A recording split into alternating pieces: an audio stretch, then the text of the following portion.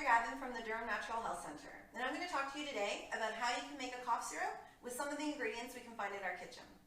So recently, we have no longer been recommending cough syrups for children under the age of 6. So I get a lot of moms and dads coming into the clinic asking, well, what can we do? So let's go through how you can make one yourself. So I've got the ingredients here. We've got an onion, garlic, and some honey. So we've sliced up the onion, and we've got about 2 tablespoons here. We also took about 2 cloves of garlic, and we've chopped that up as well.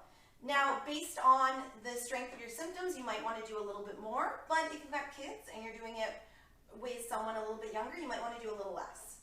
So let's start. We've got it chopped up. We're going to put it in our mason jar.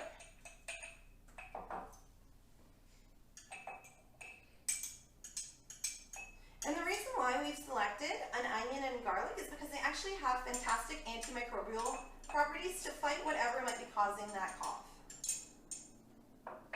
Okay, and we're just going to coat it with honey.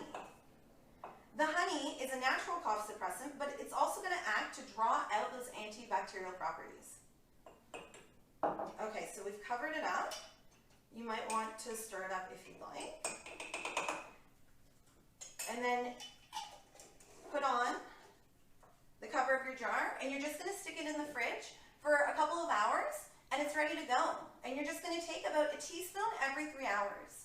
Now, the only one who we don't want to give this to are babes in the house under the age of 1. Alrighty, well, next time you have a cold and flu, hope you give it a try.